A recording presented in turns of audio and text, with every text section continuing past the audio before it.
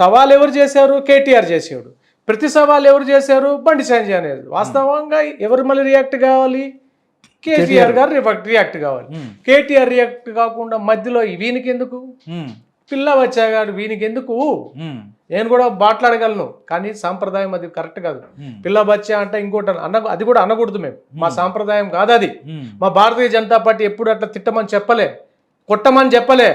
ఎప్పుడైతే మళ్ళీ నువ్వు ఈరోజు ప్రెస్ మీట్ ఉదయాన్నే చేసి ఏమన్నావు? తంబాకులో డ్రగ్స్ కలుపుకొని తిన్నాడు, డ్రగ్స్ కలుపుకొని తిన్నందువల్ల ఎంట్రుకల్లో ఊడిపోయి బట్టతల వచ్చింది అంట. ఏం మాట్లాడుతున్నావు?